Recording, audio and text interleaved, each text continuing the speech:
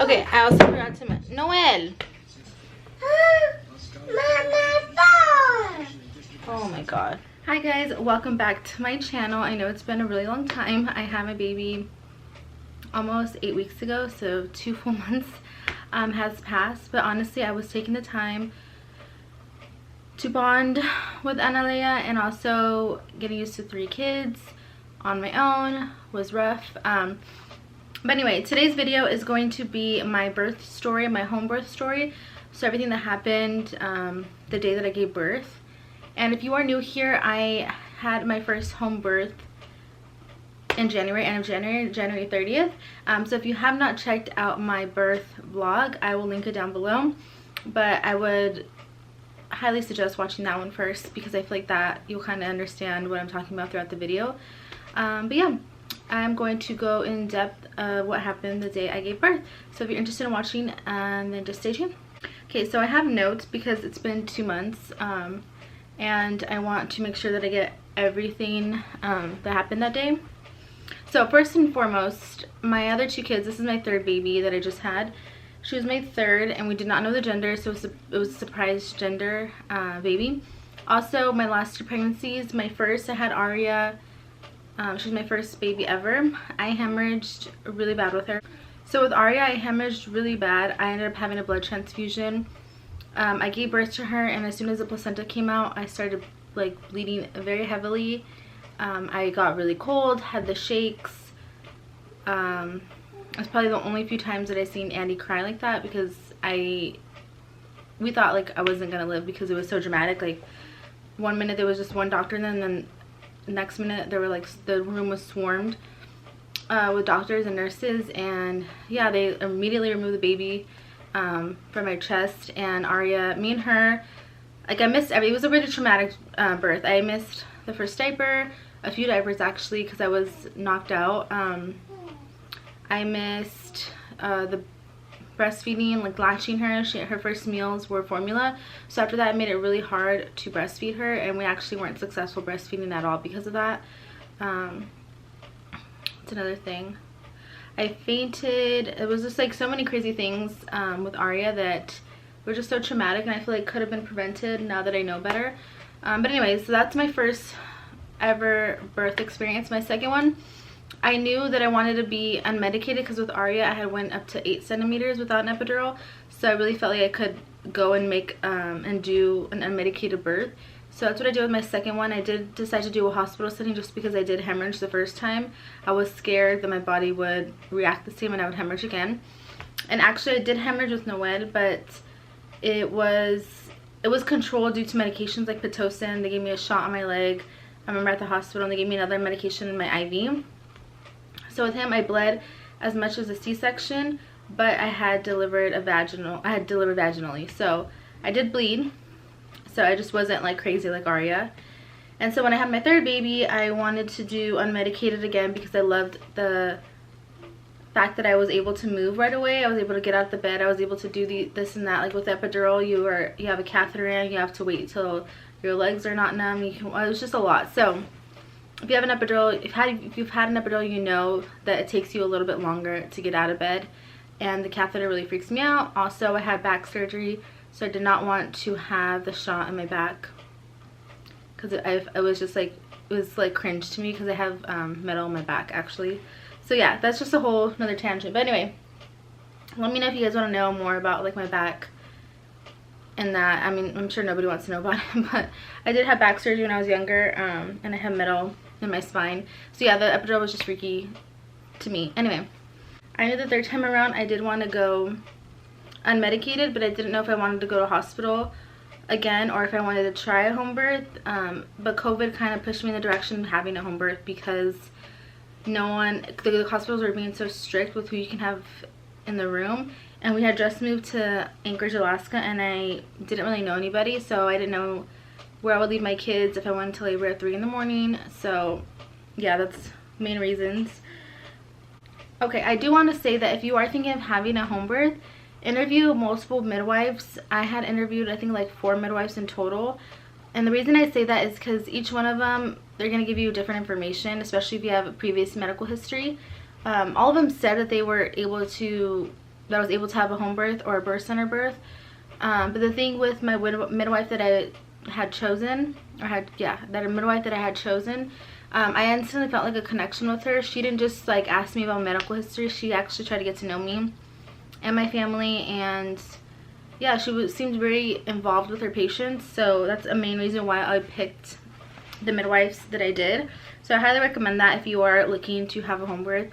Definitely interview different midwives and see if you have a connection with them, because ultimately they're going to be super involved. A lot of times my appointments with the midwives were hour-long appointments when I was pregnant. So yeah, you just want to make sure that you like the people and you have a connection with them, because they're going to be in a very important time in your life. They're going to be needed in a very important moment. So yeah, but anyways, let me get into the story. So okay, on January 29th I went I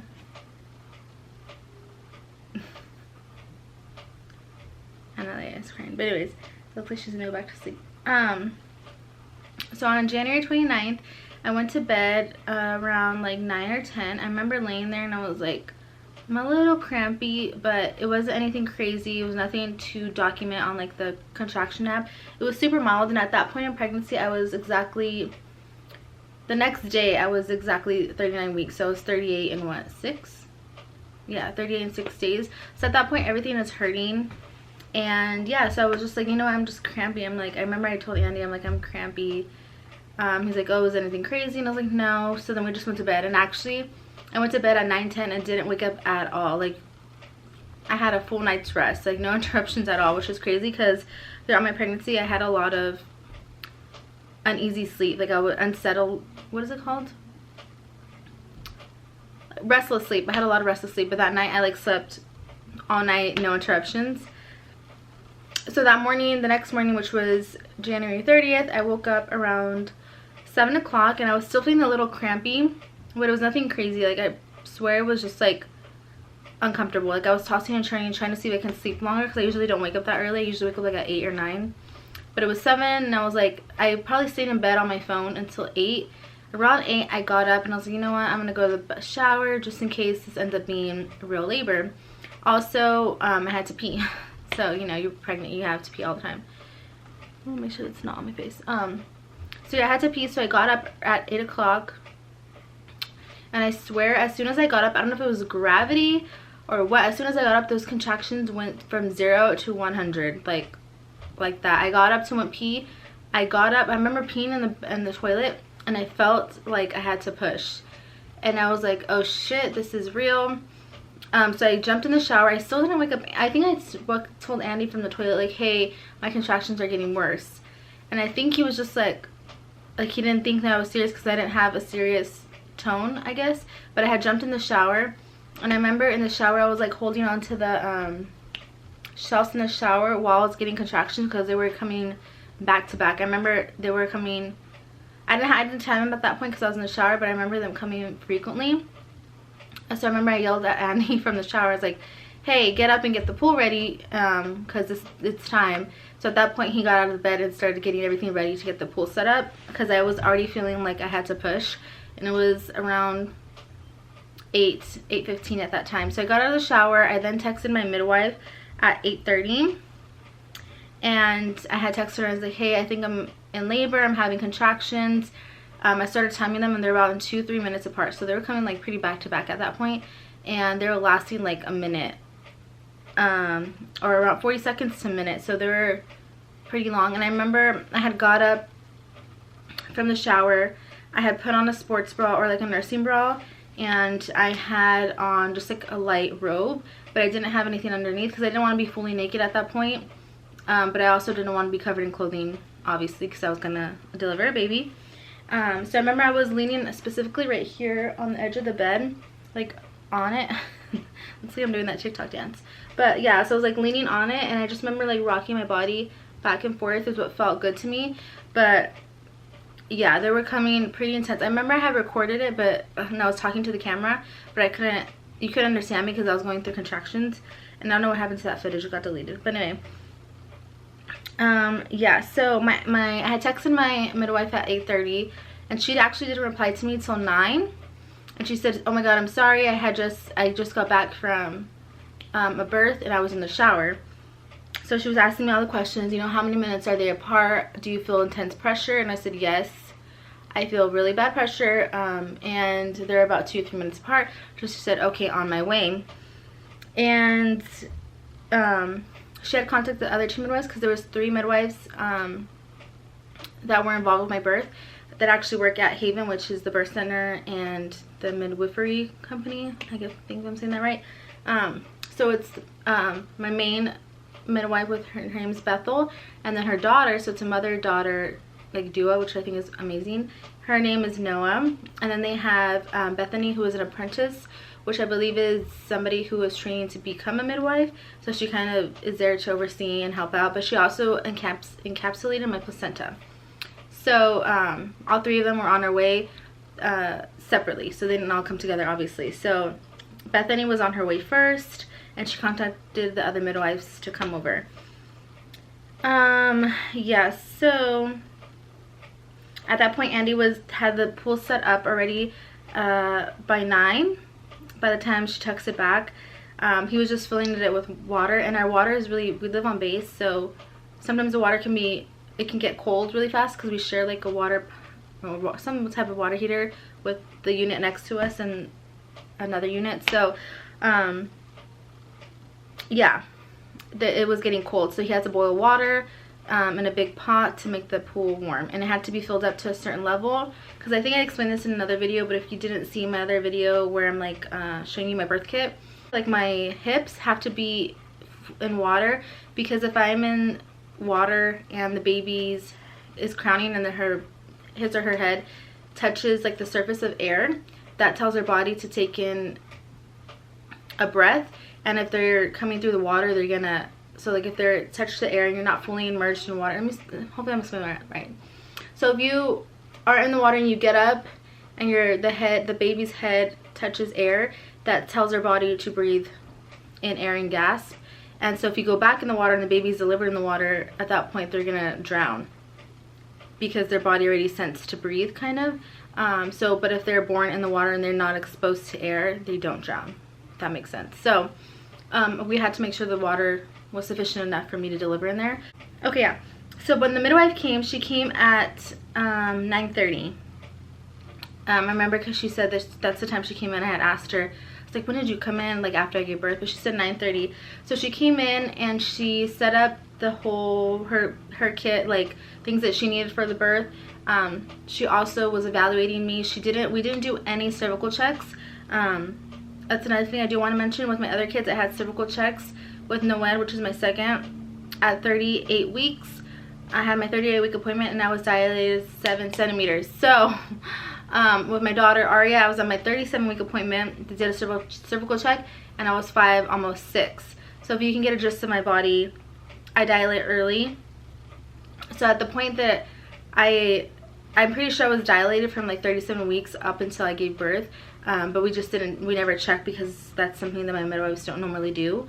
Unless you really request it, but I didn't want to request it because I didn't feel the need to. I just wanted to let my body do its own thing. But yeah, so she was just evaluating me, making sure I was good. I remember right here, I was like in pain and yelling. Not really yelling, but like groaning, you know, when you're in pain. And she's like, do you feel like you need to push? And I said, I don't know, do I? I was just like in pain. So I was like, I don't know. But I know for sure that if I tried to push, I know I would have delivered the baby. But for me, I think I was more terrified. I don't know, something in me just didn't want to push at that moment. Also, the pool wasn't ready, and I really wanted to have a home birth, or water birth. So I think that's why I held back from pushing earlier than I did. But sorry, I'm reading my notes. Also, because I had merged previously, my midwives and I had made a plan that they would do a hip lock, which is pretty much for an IV if I needed Pitocin in my bloodstream or my, my body. So they had to get that hip lock in, and in the middle of contractions. So it was rough. It took forever to get that hip lock in because my veins were like crazy and I had like a bunch of pricks on me. But honestly, I didn't feel it because I was having contractions at the same time. So it was really rough for them to find and for me to hold still to get that hip lock in. But eventually they did. It was like I had to like turn my arm And they're like, oh, they found one. So they ended up putting it like right here.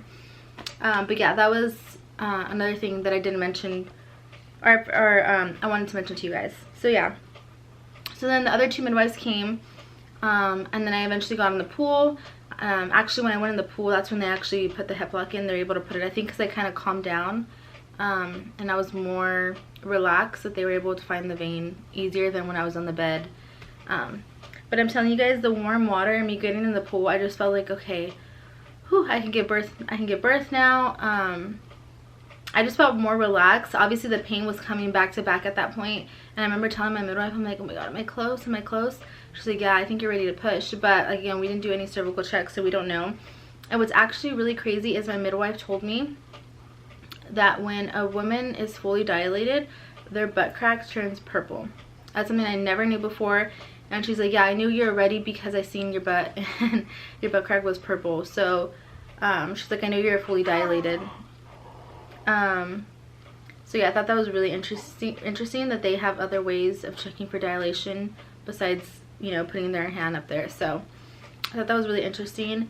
But also I remember thinking, like, I was thinking like negative thoughts but also positive thoughts at the same time while those contractions were coming.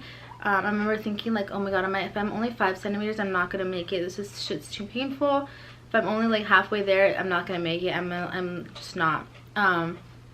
But then in the other side of me, which was thinking more positively, was thinking like, okay, just think like you're closer to getting your baby. Each contraction, you're closer to meeting your baby. At that point, of course, we didn't know the gender, so it was like, you get to know what your baby is, you get to name your baby, you get to see who you've been growing for the last 9 months. I kept thinking, I was like flip-flopping between the negative and positive thoughts.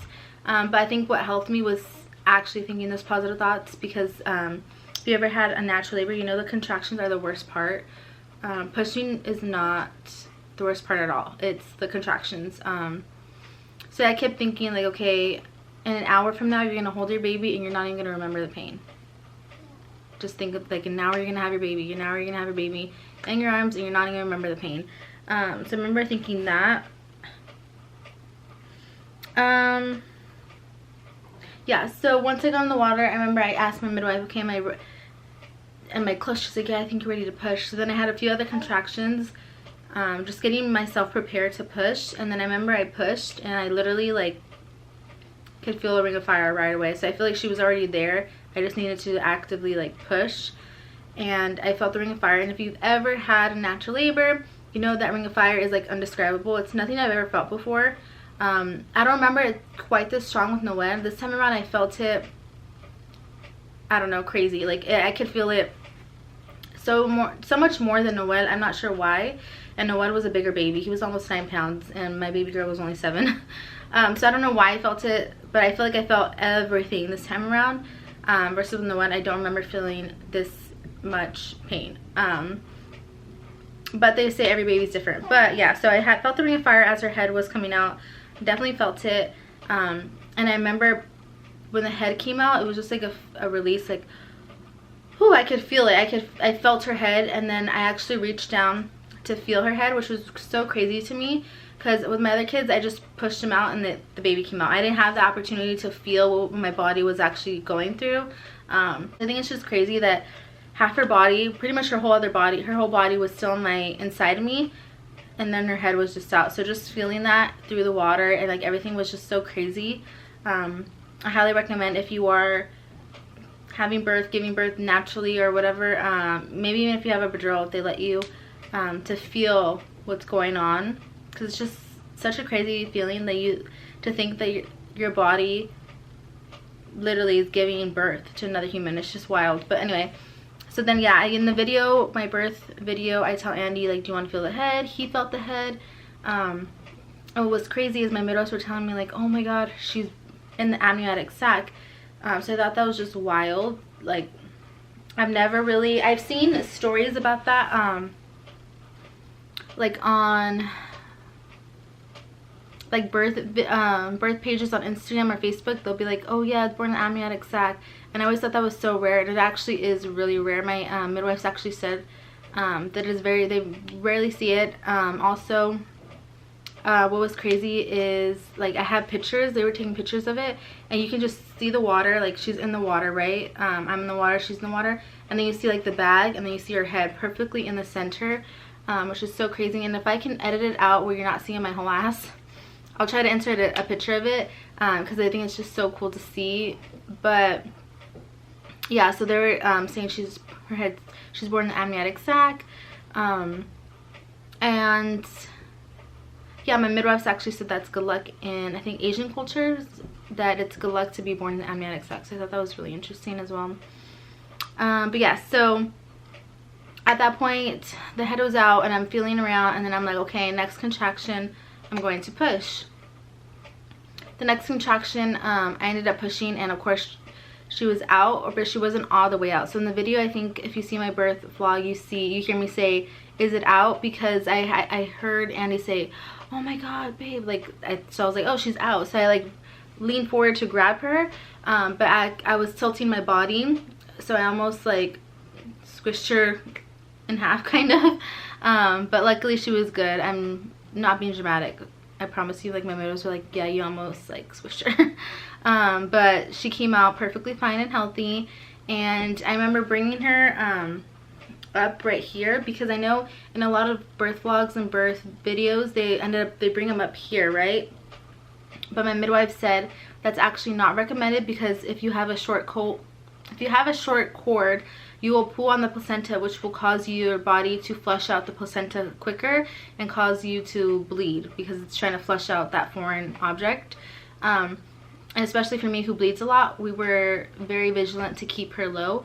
But I think when I pulled her, I ended up pulling a little too hard, because I only was in the water for a very short amount of time, because they're like, oh, she's gushing blood, out, let's get you out of this pool, which I had already known was planned, because they had said that they're going to be monitoring how much I'm bleeding.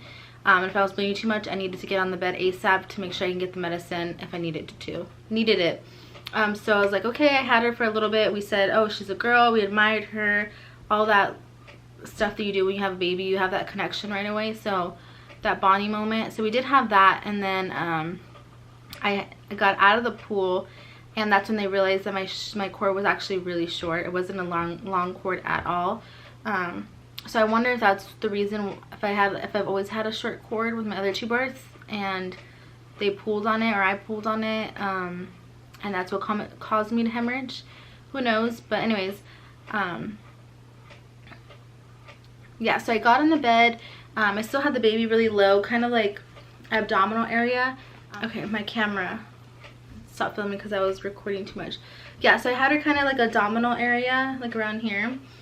And yeah, they pretty much kept her there because I didn't want to pull on the placenta and cause my body to gush blood. So we just kept it there. We let my body do its thing. We didn't pull on the placenta to come out. I actually felt my body contracting to get the placenta out, which was pretty crazy, because I did not feel that with my other two. Of course, when you're in the hospital, they kind of pull it out prematurely. My midwife said that they have 45 minutes to get the placenta out, which I think is enough time. I think it came out in like 10-15 minutes after I gave birth. So yeah, it's just crazy, all these things you learn when you don't go to a hospital, I guess. So yeah, so I could feel my body doing its job on its own and contracting to get the placenta out. And I just remember it was like a relief. It wasn't painful to get it out. It was just kind of like it's like a glob, pretty much a glob of blood. It's an organ, but it's just felt so nice for it to come out on its own, kind of. It was kind of a crazy feeling. And I remember afterwards, my midwife specifically like went through with me the ins and outs of the placenta. Like, she was holding it, she was telling me like what this is for, she was showing me the umbilical cord, which is so crazy because I never knew so much, or never knew how much a placenta, I never knew how cool the placenta was. Like, I know you as a woman, you literally grow a whole other organ for your baby, but I didn't know anything to that extent. Like, it's just so crazy how the woman's body works and how it works to create life. It's just, they explain stuff that I just would never even think to ask, you know. But it's so cool to know the knowledge now. Let me see if I'm missing anything now. Okay, yeah.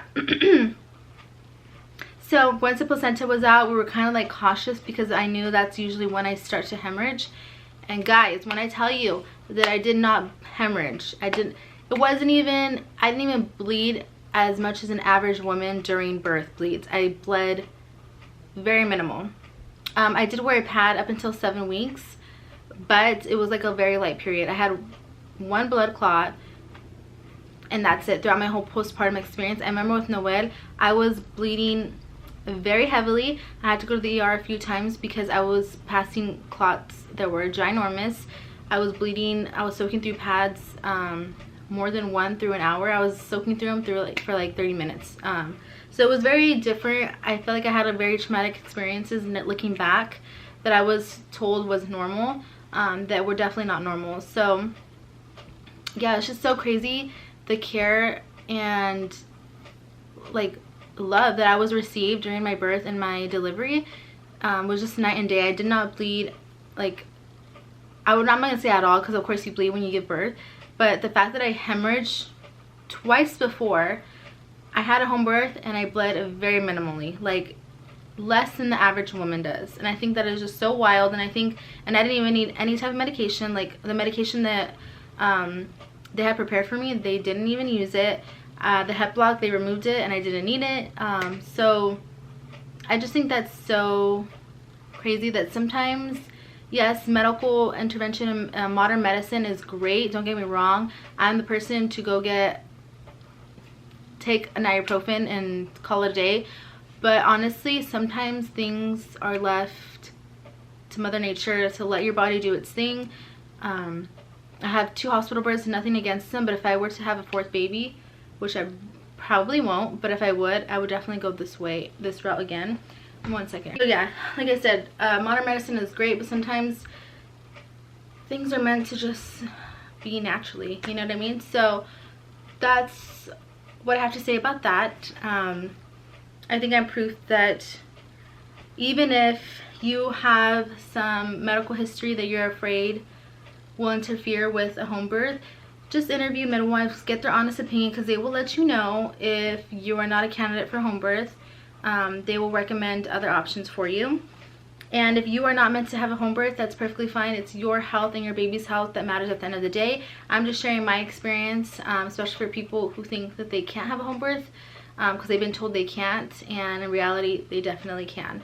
And I think I am proof of that, and I hope that this video encourages women to just seek different options. It doesn't hurt you to look for other options when it's your care, because at the end of the day you're hiring those people, you know what I mean? They work for you. So make sure you make the right decision for you regardless. But yeah, Andy cut the cord. My baby was perfectly healthy, no complications, thank God. I know that's another fear for women is complications with the baby, and we had no complications with Analea. She was a beautiful, healthy 7 pounds even, 19 inches long baby, born at 39 weeks exactly. And yeah, I couldn't have asked for a better birth experience. If I could give birth, like, I don't want to be pregnant, but if I can give birth like that, even though it was painful, it was just so euphoric. Like, you're just on such a high. It's like a birth high that I would explain. Like, you're like on a high from just delivering a baby. So yeah, if I could give birth over and over again, I would. I just don't want to get pregnant again. But yeah, also I had some people comment on Instagram because I did get my placenta encapsulated, so I did want to mention this little part of kind of like a mini review if I would do it again. So I'll give you a cost. So my cost for to get my placenta encapsulated was $175, and that was probably the reason why I didn't do it with the other 2 kids, was because it was kind of costly. But I was like, you know, this is my 3rd baby, probably my last. I want to experience it. And does it have a taste? No, it doesn't have a taste when you initially put it in. It tastes like any other prenatal vitamin, whatever, you know, like that supplement vitamin taste. That's what it tastes like.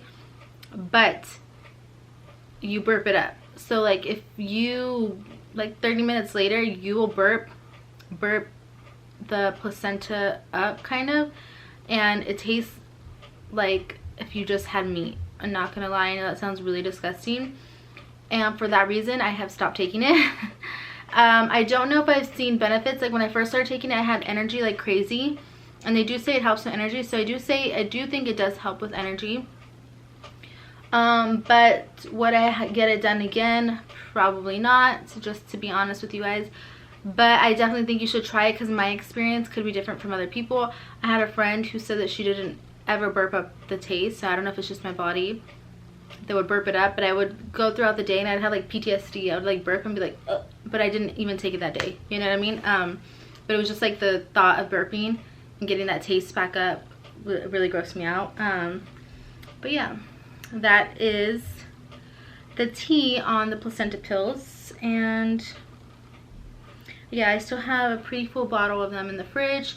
Maybe I'll start taking them later down the line if I feel like my energy is going low, or if I feel postpartum depression coming on, because I know that is actually one of the main reasons people take their placenta pills, is because it helps with postpartum depression. And I haven't felt any postpartum depression yet, knock on wood, but if I do start to feel a little bit of those feelings come on, I probably will take it just to avoid that entirely. Oh, hi Noel. If you guys have any questions, hi guys, if you have any questions, message me or comment. Okay, comment down below or message me on Instagram. I'll leave my socials down below. Hi guys, even if you're watching this like a year from now, don't hesitate to message me, because I'm like, I am an open book. If you ask me anything, I am not afraid to tell you the truth or what my feelings were, or however. Also, I love talking about birth. Like I could talk about my birth every single day. So if you have any questions, let me know. And yeah, I hope you guys enjoyed this video. Don't forget to like and subscribe, please. It helps my channel out a lot. Yeah, I hope to see you guys in the next video, and have a good day. Bye. Okay, I also forgot to mention Noel. Oh my god. He just threw my phone back there. But I also forgot to mention, the midwife came at 9:30, and I gave birth at 10:30 in the morning. So my labor was less than 3 hours in total, pretty much, and she made it just on time. So I forgot to mention that in the video, but I wanted to mention it because I know people like to know timelines and time frames. But yeah.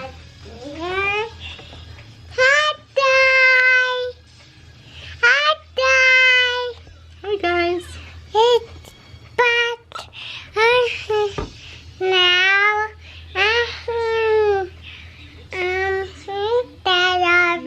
This is Miss Analea Juliet. She just woke up. Hi Mama Cheetah. Say hi to everybody. She's almost 8 weeks old.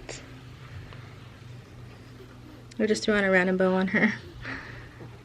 Say hi, Mama Cheetah. Say hi, friends. Is that you, beautiful?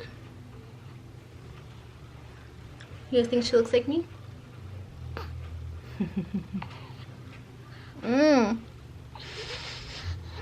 I love the baby smell. I'm sad that one day she's not gonna smell like that no more. Ooh, stretch.